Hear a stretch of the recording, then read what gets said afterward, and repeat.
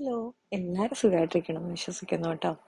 നമ്മൾ രാവിലെ എഴുന്നേറ്റ് വരുമ്പോൾ നമ്മുടെ ആദ്യത്തെ ആലോചന കുക്ക് ചെയ്യുന്ന പറഞ്ഞ കാര്യം, നമ്മൾ ഇന്ന് എന്താ പലഹാരം ഉണ്ടാക്കുക എന്നല്ലേ. അപ്പം നമുക്കിന്ന് എളുപ്പത്തിൽ തയ്യാറാക്കാവുന്ന കറിയൊന്നും വേണ്ടാത്ത ഒരു ബ്രേക്ക്ഫാസ്റ്റ് ആയാലോ. അതിനായിട്ട് വേണ്ടത് കുറച്ച് പുട്ടുപൊടിയാട്ടോ. ഇതിപ്പോൾ വറുത്ത പുട്ടുപൊടിയാണ് ഞാൻ എടുത്തേക്കുന്നത്. അതിലേക്ക് ഞാൻ പുട്ടിനാവശ്യത്തിനുള്ള ഉപ്പും കൂടെ ഒന്ന് ചേർത്ത് കൊടുത്തിട്ടുണ്ട്. ഞാൻ അജ്മിയുടെ പൊടി വെച്ചിട്ടാണ് തയ്യാറാക്കുന്നത്. അപ്പോൾ 1 കപ്പ് പൊടിക്ക് ഞാൻ 1 കപ്പ് വെള്ളം ആണ് ചേർക്കുന്നത്. എന്നിട്ട് ഇതുപോലെ ഒരു വെള്ളം ഒഴിച്ചിട്ട് ഞാനൊരു 10 മിനിറ്റ് ഇതൊന്ന് മാറ്റി വയ്ക്കും.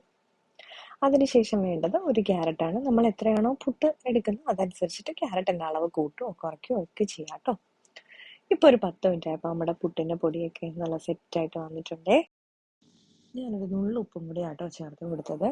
അതിനുശേഷം നമ്മുടെ ക്യാരറ്റൊക്കെ ഇതുപോലെ ഒന്ന് ഗ്രേറ്റ് ചെയ്ത് എടുത്ത് വെച്ചിട്ടുണ്ടേ. ഇനി നമുക്കിത് പുട്ടിൻ്റെ പൊടിയിലേക്ക് ഒന്ന് ചേർത്ത് കൊടുത്ത് നന്നായിട്ടൊന്ന് പുട്ടിൻ്റെ പൊടി ഒന്ന് നനച്ചെടുക്കണം. ഞാൻ ആദ്യം പുട്ടിനകത്തേക്ക് ഉപ്പിട്ടപ്പോൾ ലേശമായിരുന്നു ഇട്ട് കൊടുത്തിരുന്നത്. അപ്പം അതുകൊണ്ടാണ് രണ്ടാമത്തെ ഒരു നുള്ളും കൂടെ ചേർത്ത് കൊടുത്തത്.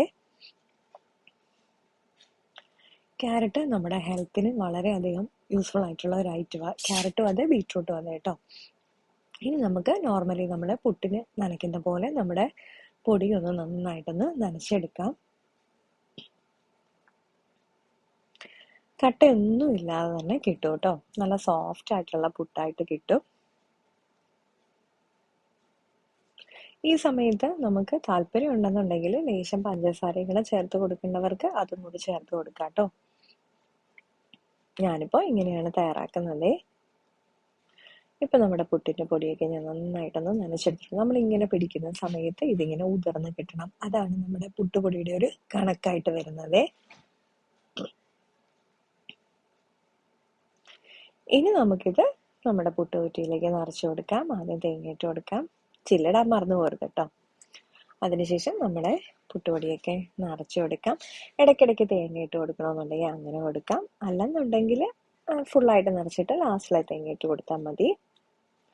പിന്നെ നമ്മൾ ക്യാരറ്റ് ചേർത്താണ് ഇങ്ങനെ മിക്സ് ചെയ്തേക്കുന്നതെങ്കിലും ഇടയ്ക്കൊക്കെ കുറച്ച് ക്യാരറ്റ് കട്ടിയായിട്ട് ഇട്ട് കൊടുക്കണമെന്നുണ്ടെങ്കിൽ കുറച്ച് ഗ്രേറ്റ് ചെയ്ത് മാറ്റി വെച്ചിട്ട് അങ്ങനെ ഇട്ട് കൊടുക്കാം കേട്ടോ. നമ്മുടെ പുട്ടുകുറ്റിയൊക്കെ ഏകദേശം നിറഞ്ഞു വരാറായി കേട്ടോ. ഇനി ഇതിന് മുകളിലേക്ക് നമുക്ക് കുറച്ച് തേങ്ങയും കൂടെ ചേർത്ത് കൊടുക്കാം.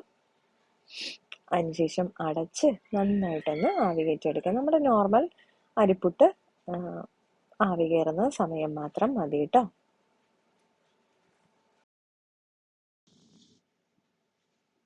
ഇപ്പം നമ്മുടെ പുട്ടൊക്കെ തയ്യാറായിട്ടുണ്ടേ. നല്ല ടേസ്റ്റിയും കറിയൊന്നും വേണ്ടാത്ത രീതിയിൽ തയ്യാറാക്കിയ ഈസി ആയിട്ടുള്ള ബ്രേക്ക്ഫാസ്റ്റ് അല്ല. വൈകിട്ട് തയ്യാറാക്കണമെങ്കിൽ അങ്ങനെ തയ്യാറാക്കാം കേട്ടോ. കുട്ടികൾക്കും മുതിർന്നവർക്കും ഒക്കെ ഒരു വെറൈറ്റി ആയിട്ട് കൊടുക്കണമെന്നുണ്ടെങ്കിൽ തീർച്ചയായിട്ടും ഒന്ന് ട്രൈ ചെയ്ത് നോക്കണേ.